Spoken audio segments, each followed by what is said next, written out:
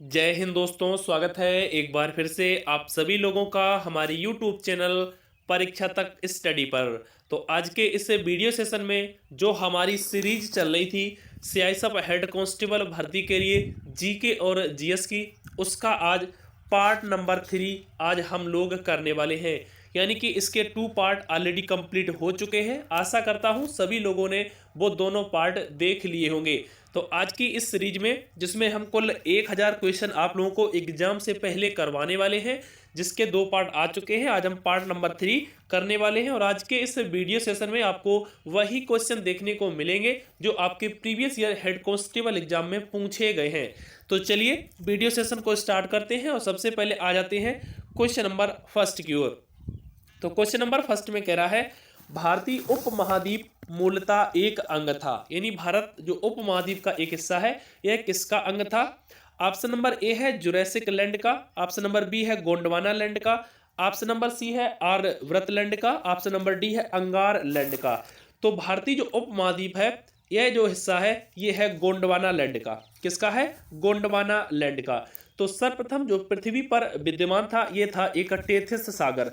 तो टेथिस सागर चट्टानें जब आपस में टकराती हैं तो यह 2 भागों में टूट जाता है, एक गोंडवाना लैंड में, एक अंगारा लैंड में। तो भारत जो हिस्सा है वो आपका गोंडवाना लैंड का हिस्सा है। तो इस तरह से आपका क्वेश्चन नंबर फर्स्ट का जो राइट आंसर हो जाएगा वो हो जाएगा ऑप्शन नंबर बी। चलिए अगले क्वेश्चन पर आते हैं। क्वेश्चन नंबर 2 कह रहा है दिल्ली में स्थित शांतिवन समाधि है। यानी दिल्ली में स्थित जो शांतिवन समाधि स्थल है यह किसकी है? ऑप्शन नंबर ए दे रखा है इंदिरा गांधी, बी है जवाहरलाल नेहरू, सी है लाल बहादुर शास्त्री और डी है राजीव गांधी की। तो शांतिवन जो समाधि स्थल है यह है जवाहरलाल नेहरू की। किसकी है? जवाहरलाल नेहरू की। इसके बाद बचे हुए ऑप्शन देख लेते हैं। ऑप्शन नंबर ए में दे रखा है इंदिरा गांधी। तो इंदिरा गांधी की जो समाधि स्थल है इसको जाना जाता है शक्ति स्थल के नाम से। किस नाम से? शक्ति स्थल के नाम से। ऑप्शन नंबर सी में दे रखा है लाल बहादुर शास्त्री। तो लाल बहादुर शास्त्री की जो समाधि स्थल है इसको जाना जाता है विजय घाट के नाम से।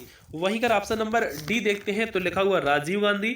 तो राजीव गांधी की जो समाधि स्थल है इसको जाना जाता है वीर भूमि के नाम से। तो सभी आपको याद रखना है। चलिए अगले क्वेश्चन पर आते हैं। क्वेश्चन नंबर 3 कह रहा है अजंता की गुफाएं कहाँ स्थित हैं?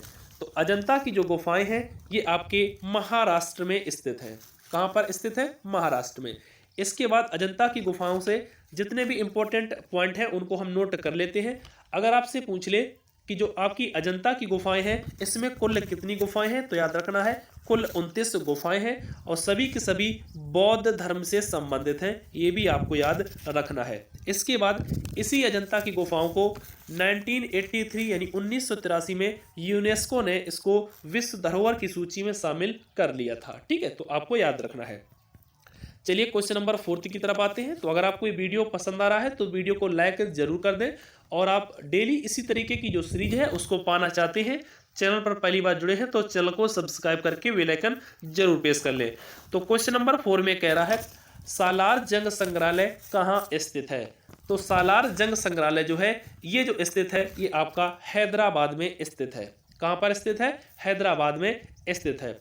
और ये जो आपका सालार जंग संग्रहालय है इसकी स्थापना हुई थी 1951 यानी 1951 में। ठीक है, इसके बाद हैदराबाद से आपको 2 पॉइंट याद रखने हैं। हैदराबाद जो है ये आपका मूसी नदी के किनारे स्थित है और हैदराबाद को 1948 में ऑपरेशन पोलो के तहत इसको भारत का हिस्सा बनाया गया था। ठीक है, चलिए अगले क्वेश्चन पर आते हैं। क्वेश्चन नंबर 5 कह रहा है निम्नलिखित में से कौन सा नृत्य स्त्री पुरुष दोनों के लिए है? यानी इनमें से कौन सा ऐसा नृत्य है जो स्त्री पुरुष दोनों मिलकर करते हैं? तो वो नृत्य है आपका गैर नृत्य। कौन सा है? गैर नृत्य। और ये जो आपका गैर नृत्य है ये आपका राजस्थान का एक लोक नृत्य है और इसको मीणा और भील आदिवासी के द्वारा मनाया जाता है। ठीक है, तो ये भी आपको याद रखना है। तो इस तरह से क्वेश्चन नंबर 5 का ऑप्शन नंबर सी बिल्कुल राइट आंसर हो जाएगा।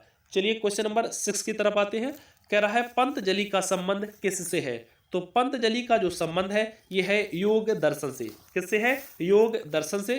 तो क्वेश्चन नंबर 6 का राइट आंसर हो जाएगा ऑप्शन नंबर डी। ये जो सीरीज आप लोगों की चल रही है इसमें कुल आपको 1000 प्लस क्वेश्चन देखने को मिलने वाले हैं और ये जो सीरीज चलाई जा रही है ये सीआईएसएफ हेड कांस्टेबल की जो 2019 में वैकेंसी आई हुई थी और जो अभी हाल ही में सीआईएसएफ हेड कांस्टेबल 540 पोस्ट के लिए 2022 में वैकेंसी आई हुई है, इन दोनों एग्जाम के लिए मोस्ट इंपोर्टेंट सीरीज है, क्योंकि ये जो क्वेश्चन आपको मिल रहे हैं ये प्रीवियस ईयर के क्वेश्चन है जो सीआईएसएफ के हेड कांस्टेबल एग्जाम में पूछे गए हैं। चलिए तो आ जाते हैं क्वेश्चन नंबर 7 की ओर। कह रहा है ब्रह्म समाज के संस्थापक हैं। तो ब्रह्म समाज के संस्थापक जो हैं वो आपके हैं राजा राम मोहन राय। कौन है? राजा राम मोहन राय। इसके बाद ब्रह्म समाज से कुछ इंपॉर्टेंट पॉइंट निकल कर आते हैं, उनको हम एक बार देख लेते हैं। तो ब्रह्म समाज की जो स्थापना होती है वो होती है आपके 20 अगस्त 1828 को, और इसकी स्थापना राजा राम मोहन राय ने की थी।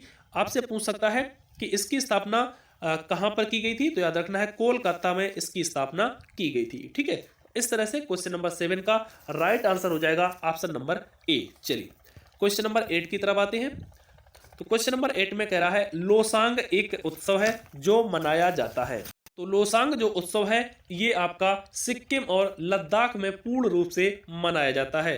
तो इसके बाद एक यहाँ से पॉइंट आप लोग और याद रख सकते हैं, आपसे पूछ सकता है लोसांग उत्सव किसके द्वारा मनाया जाता है, तो याद रखना है बौद्ध धर्म से संबंधित है आपका लोसांग उत्सव। ठीक है, तो यहाँ पर लद्दाख ऑप्शन में नहीं दे रखा है, तो इसीलिए आपका सिक्किम यहाँ पर राइट आंसर हो जाएगा। ठीक है, चलिए अगले क्वेश्चन पर आते हैं। क्वेश्चन नंबर 9 कह रहा है एलोरा के गुहा मंदिर संबंधित हैं, यानी एलोरा में जो गुहा मंदिर है वो किससे संबंधित है, तो एलोरा के गुहा मंदिर हिंदू धर्म और बौद्ध धर्म दोनों से ही संबंधित है। तो इस प्रकार से क्वेश्चन नंबर 9 का जो राइट आंसर होगा वो होगा ऑप्शन नंबर डी। इसके बाद एलोरा जो आपकी गुफाएं हैं इससे संबंधित कुछ हम पॉइंट देख लेते हैं। तो सबसे पहले आपको याद रखना है एलोरा में कुल 34 गुफाएं हैं, जिसमें आपकी 12 गुफाएं बौद्ध धर्म से संबंधित हैं, 5 आपकी जैन धर्म से संबंधित हैं और 17 आपकी हिंदू धर्म से संबंधित हैं। और इस एलोरा की गुफाओं को 1983 यानी 1983 में यूनेस्को की विश्व धरोहर सूची में शामिल किया गया था। इसके बाद एक पॉइंट आपको और याद रखना है, इस एलोरा की गुफाओं को जो बनवाने का कार्य किया था वो राष्ट्रकूट वंश के द्वारा इसकी शुरुआत की गई थी। ठीक है, चलिए अगले क्वेश्चन पर आते हैं। क्वेश्चन नंबर 10 कह रहा है शक कैलेंडर का पहला महीना होता है, यानी कि जो हिंदू वर्ष में शक कैलेंडर की मान्यता दी गई है इसका पहला महीना कौन सा होता है, तो याद रखना है वो होता है चैत्र का। कौन सा होता है? चैत्र का। इसके बाद जो शक संवत था आपसे पूछ सकता है किसने चलवाया हुआ था, तो याद रखना है जो राजा कनिष्क थे जो कुषाण वंश से संबंधित है, इन्होंने ही 78 ईस्वी में शक संवत को चलवाया हुआ था। ठीक है, तो ये भी आपको याद रखना है। चलिए क्वेश्चन नंबर 11 की तरफ आते हैं। कह रहा है चार मीनार कहाँ स्थित है, तो चार मीनार की बात की गई है, ये आपकी स्थित है हैदराबाद में। कहाँ पर स्थित है? हैदराबाद में। और ये जो आपकी चार मीनार है ये बनकर जो तैयार हुई थी ये आपकी 1951 में बनकर तैयार हुई थी। ठीक है, चलिए अगले क्वेश्चन पर आते हैं। क्वेश्चन नंबर 12 कह रहा है अंतरराष्ट्रीय मजदूर दिवस कब मनाया जाता है, तो अंतरराष्ट्रीय मजदूर दिवस जो मनाया जाता है ये 1 मई को मनाया जाता है। ठीक है, इसके बाद एक संस्था है अंतरराष्ट्रीय मजदूर संघ, तो इसके बारे में थोड़ा हम देख लेते हैं। इसकी स्थापना होती है 11 अप्रैल 1919 को और इसका जो हेडक्वार्टर है वो जेनेवा में स्थित है। ठीक है, तो ये भी आपको याद रखना है। चलिए तो क्वेश्चन नंबर 13 की तरफ आते हैं। कह रहा है नौकरशाही की नियुक्ति की प्रकृति कैसी होती है, तो नौकरशाही की नियुक्ति की जो प्रकृति होती है वो आपकी होती है अस्थाई। कैसी होती है? अस्थाई, ये स्थायी नहीं होती है। तो इस तरह से क्वेश्चन नंबर 13 का जो राइट आंसर हो जाएगा वो हो जाएगा ऑप्शन नंबर डी। चलिए क्वेश्चन नंबर 14 की तरफ आते हैं। कह रहा है गिरनार पहाड़ियां कहाँ पर स्थित हैं, तो गिरनार जो पहाड़ियां हैं ये आपके गुजरात में स्थित है। कहाँ पर स्थित है? गुजरात में स्थित है। एक पॉइंट आपको और याद रखना है, जो गिरी आपका उद्यान है ये आपका गुजरात में ही स्थित है और ये एशियाई शेर के लिए प्रसिद्ध है। तो ये भी आपको याद रखना है। ठीक है, चलिए अगले क्वेश्चन पर आते हैं। Question number 15। क्वेश्चन नंबर 15 में कह रहा है माइकेल एंजेला नामक वायरस विश्व में चिंता का कारण कब बना हुआ था, यानी कि जो माइकेल एंजेला नामक वायरस था ये कब आपका खोजा गया था, तो आपको याद रखना है माइकेल एंजेला जो वायरस था ये 1993 में प्रकाशित हुआ था, यानी 1993 में ये न्यूज़ में आया हुआ था। इसके बाद आपसे पूछ सकता है यह किस प्रकार का वायरस है, तो यह कंप्यूटर वायरस है जिसको ऑस्ट्रेलिया में 1993 में खोजा गया था। ठीक है, तो इस तरह से आपका क्वेश्चन नंबर 15 का ऑप्शन नंबर ए बिल्कुल राइट आंसर हो जाएगा। चलिए अगले क्वेश्चन पर आते हैं। क्वेश्चन नंबर 16 कह रहा है तोता ए हिंद के उपनाम से जाने जाते हैं, यानी तोता ए हिंद की जो उपाधि है वो किसके पास में है? तो आपको याद रखना है अमीर खुसरो को निजामुद्दीन औलिया के द्वारा तोता ए हिंद की उपाधि दी गई थी, इसीलिए अमीर खुसरो को तोता ए हिंद के नाम से भी जाना जाता है। ठीक है, चलिए अगले क्वेश्चन पर आते हैं। क्वेश्चन नंबर 17 कह रहा है अमीर खुसरो का वास्तविक नाम क्या था? तो याद रखना है वो था मोहम्मद हसन। ठीक है, तो इस तरह से क्वेश्चन नंबर 17 का राइट ऑप्शन हो जाएगा ऑप्शन नंबर बी। चलिए क्वेश्चन नंबर 18 की तरफ आते हैं। कह रहा है संगीत के दुनिया में सितार के जादूगर नाम से किसे जाना जाता है? तो संगीत के दुनिया में जो सितार के जादूगर के नाम से जाना जाता है वो जाना जाता है रहीम सेन को। किसको जाना जाता है? रहीम सेन को। मोस्ट इंपोर्टेंट क्वेश्चन, कई बार रिपीट हुआ है कई एग्जामों में। ठीक है, तो option number A question number 18 का बिल्कुल राइट आंसर हो जाएगा। चलिए क्वेश्चन नंबर 19 की तरफ आते हैं। कह रहा है गुरु नानक का वास्तविक नाम क्या था? ऑप्शन नंबर ए में दे रखा है गुरु, बी में है गुरु नानक, सी में है नानक और डी में है नरेंद्र नाथ। तो गुरु नानक का जो वास्तविक नाम था वो था नानक। क्या था? नानक। तो इस तरह से क्वेश्चन नंबर 19 का राइट ऑप्शन हो जाएगा ऑप्शन नंबर सी। इसके बाद गुरु नानक से कुछ इंपॉर्टेंट पॉइंट निकल कर आते हैं, उनको हम एक बार देख लेते हैं।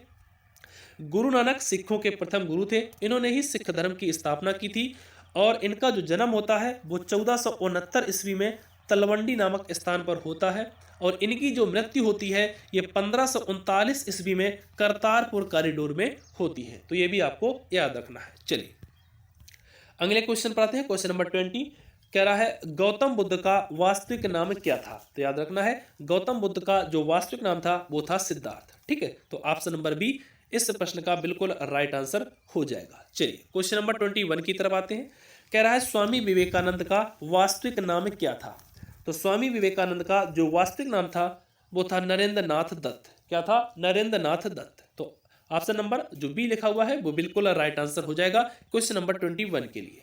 चलिए तो अगर आपको ये सीरीज पसंद आ रही है तो सीरीज को एक बार लाइक जरूर कर दें। साथ ही साथ ये जो सीरीज चल रही है एक बार हम आपको फिर से बता देते हैं, ये सीआईएसएफ हेड कांस्टेबल भर्ती 2022 और 2019 में जो वैकेंसी आई हुई थी उसके लिए ये सीरीज चल रही है, जिसमें आपको 1000 से भी अधिक क्वेश्चन मिलने वाले हैं और आज हम इसका पार्ट नंबर 3 को देख रहे हैं। चलिए क्वेश्चन नंबर 22 में कह रहा है किसने कहा था दिल्ली अभी दूर है?